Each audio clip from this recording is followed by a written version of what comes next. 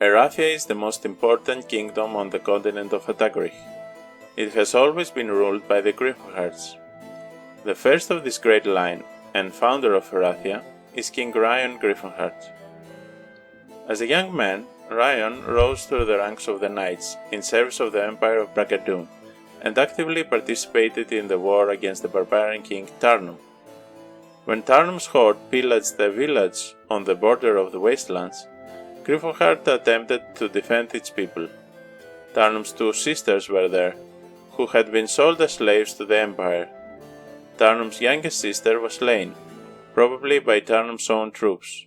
However, the elder sister, a beautiful red-haired woman, was rescued by Rion Griffenheart, and later came to be his wife, the first queen of Erathia. With her, Griffenheart fathered his daughter, Alison. When the Empire fell, with the conquest of Castle Steelhorn, Griffenheart led its remaining knights into the heartlands of Atagrich, and, from Brigadoon's ashes, rode the kingdom of Erathia. His armies tamed and trained the griffins of the Griffencliff region, utilizing these proud creatures to gain an edge in warfare. From this new focal point, the knights attempted to stem the tide of Tarnum's dominance, preventing his conquest from spreading to the north and east. Even so, Rion Griffenheart's odds of winning were slim, so he cunningly challenged Tarnum to a duel, instead of facing his army on the battlefield. Griffenheart used speed and skill to counter his opponent's furious strength. His sword cleaved Tarnum's stomach, unwittingly ending his brother-in-law's life. The barbarians scattered, and with this victory Erathia was established as the dominant nation of Atagrich. However, Rion's rule was short-lived, full of turmoil but glory as well. When the demons of the underworld launched an attack on Enroth via the Kerberos Gate, Griffenheart defeated their leader, Duke Deselisk, and blinded him in the process. Deselisk returned to the depths of the underworld, plotting his revenge. In the meantime, a Lich King of Enroth reanimated Tarnum's corpse as a Death Knight. Tarnum overthrew the Lich King and used his undead armies to confront the Erathian king. They met in battle once more, only this time they both destroyed each other. As an act of mercy, the ancestor removed this vile act from Tarnum's memories. There was no one left that knew the Death Knight's true identity.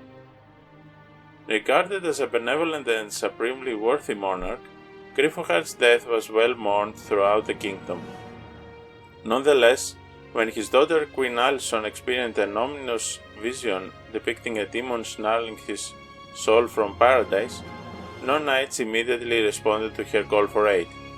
The ancestors sent Tarnum, now the immortal hero, to lead Erathia's armies into the underworld and rescue the king's captive soul. Within the Dark Realm, Tarnum was beset by voracious nightmares, which revealed his kinship to Alison and finally resolved to forgive his old enemy. With assistance from Alison and Duke Deselisk, he managed to free Griffenheart's soul from Jorm. Duke Deselisk, however, betrayed Tarnum's forces after Jorm's destruction, slaying Tarnum and capturing Alison. Certain that Griffenheart's newly released soul would expand its energy to protect her from harm, Deselisk tortured Alison daily, confident that he could now destroy his enemy's soul once and for all. Unwilling to succumb to defeat, Tarnum's nature as the immortal hero permitted him to return to life. Cancelled by Griffenheart's gradually fading soul, he mastered a redoubled force with the aid of Norvan, Trin, Mensor, and the nobles of Erathia above, launching a vigorous assault on Deselisk fortress. Deselisk was slaughtered, and Rion Griffenheart's soul assumed its place in Paradise once more. This was the life and death of Rion Griffenheart, a true hero and a kind-hearted king. Rion Griffenheart was often regarded as one of the fairest and greatest leaders the Erathians had ever known. Thank you for watching. If you like my channel, make sure that you subscribe and leave a comment below to let me know what other part of Heroes lore would you like to be explored next. Cheers!